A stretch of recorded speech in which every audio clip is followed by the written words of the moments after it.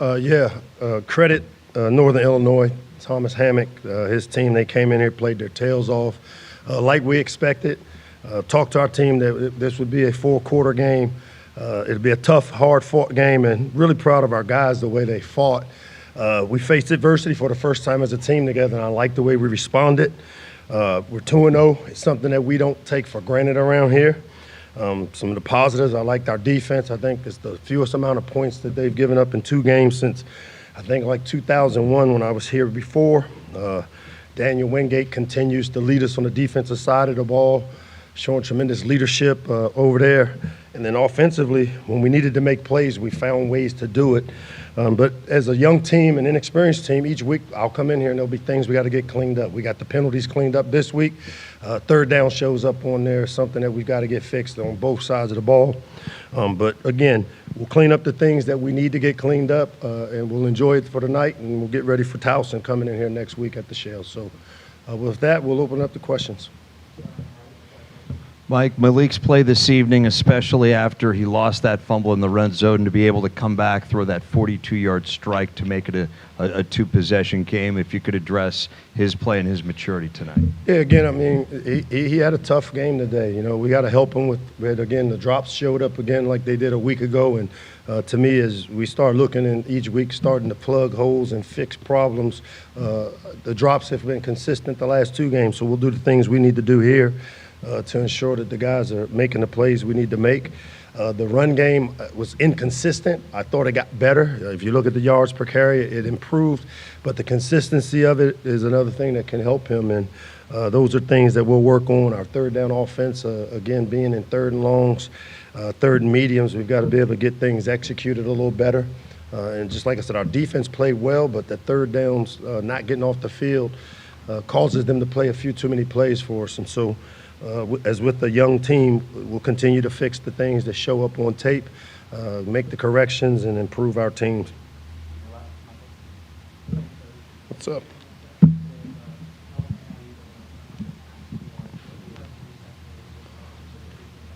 Yeah, again, you know, when you look at 14 and 6, Glasgow and Joyner, then Braden Lee coming in, as well as Lakai Rowland, we feel like we've got 4 guys. And it's what they've shown all throughout camp, and I've been really pleased with the way we've contested the ball in the passing game, which a year ago was an Achilles heel for us. So being able to play a better man coverage, a little stickier man coverage, didn't affect the quarterback as much as I would have liked to see us do it today. But when we needed to be in coverage position, I feel like we've been in great coverage position. Hey, Mike, last week Daniel Wingate has a touchdown. This week a career-high 14 tackles. Just what have you liked about his growth and his development? You know, I just his leadership is what really jumps out, and he's been one of those young leaders that he's been this way since he got here on campus and has played behind some really talented players. But, you know, I like the way that Danny has really stepped up and playing physical. In the run game today, was all over the field. He's the guy that's kind of got the green dot on his helmet, which means he's getting guys lined up and making the necessary calls and adjustments, and has a really good feel for what Ted is trying to get accomplished and doing a tremendous job leading our defense. Hey, Coach, last week you talked about kind of wanting to get the running game going. At points it looked good tonight, but finished at 3.2 yards per carry. I just want to kind of ask, what do you think you need to do better to unlock that part of the offense, and how concerned are you right now? I'm not really concerned because I think when you play a young quarterback, you're going to get 8-man boxes. And, you know, the big runs that I saw on the other side of the ball were byproduct of missed tackles. We've got good running backs that have to at sometimes navigate an unblocked guy. The things I would like to see us do better fundamentally, I thought we played a little high. And that's on both sides of the line of scrimmage. You know, Northern Illinois is a run-first team. They've had a good scheme. They spread us out a couple times, and we're able to make a guy miss for the run game. But for us, you know, we got the point of attack blocks there. Our tight end position has got to be a little bit better. And then with the 8-man box, sometimes you're going to have to throw the football to get guys out of the box. And today we made a few plays down the field. Hey, Mike, congratulations on the win. Thanks, man. First half, Northern Illinois 50% on third and fourth downs, and it leads to them stringing out this time of possession battle where they had the ball for 22 minutes.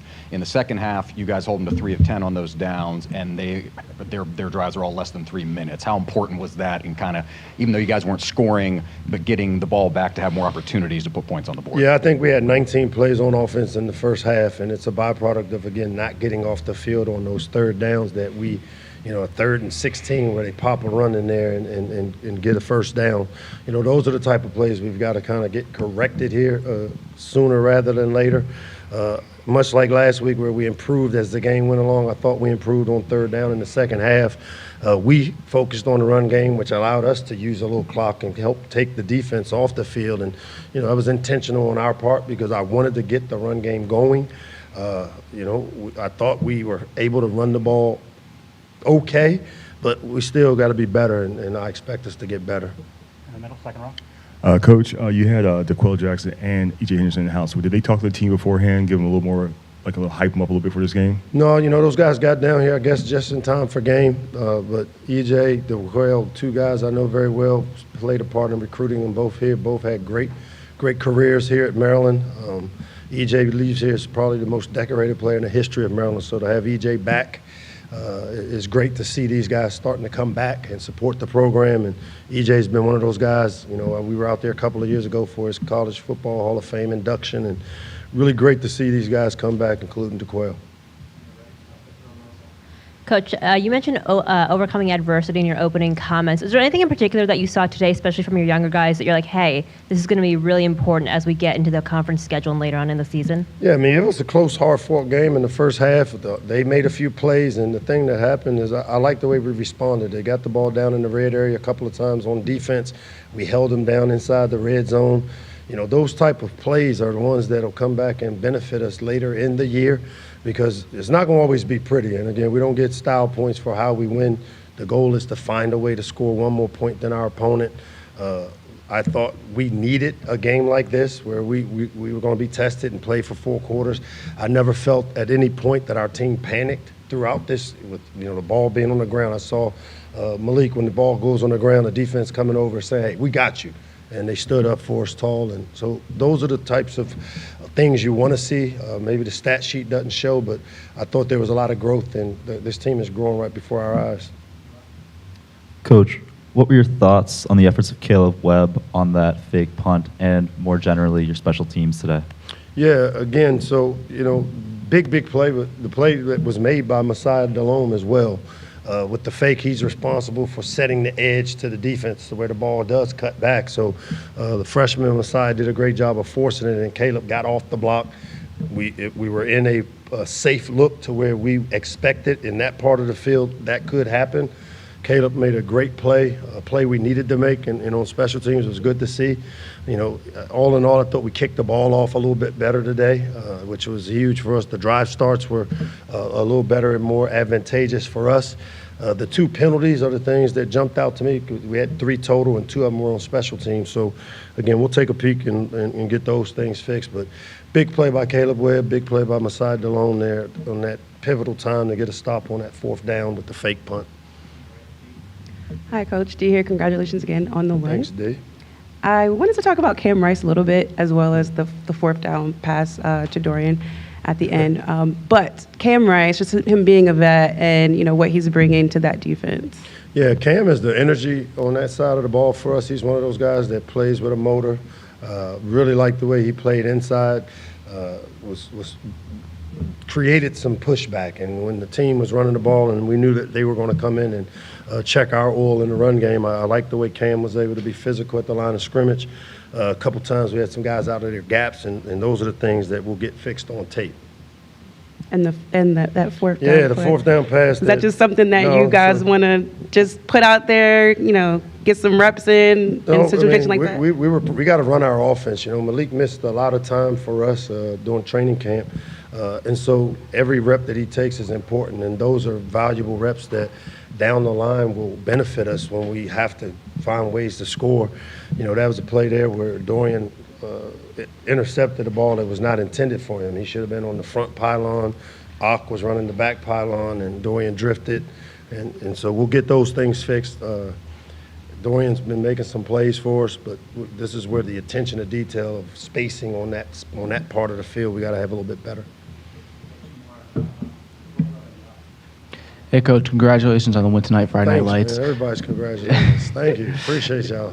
So it looks like you fixed the penalty situation from last game. Only 3 penalties allowed today. Was there any emphasis coming into the short week on this, or was this just a game time thing? Again, as I like to say, when you make mistakes, it's a disguise for progress if you get the lesson out of it. And we were able to fix some of the issues that happened last week, the non-competitive penalties, the false starts, the offsides got cleaned up. You achieve what you emphasize. We made, again, a big point about the good teams don't beat themselves. We've continued to take care of the football for the most part on offense, which I like. Defensively, we didn't come up with the turnovers we had a week ago, but these 4th down stops are like turnovers for us. So credit to our punt team, but our defense also had a couple of 4th down stops to end the game. So once we clean up a few things here with this young team, every week there's going to be things that we have to get cleaned up in the 3rd down offense, 3rd down defense in the first half. Will be probably the first things we get after as we go watch the tape and make the necessary adjustments.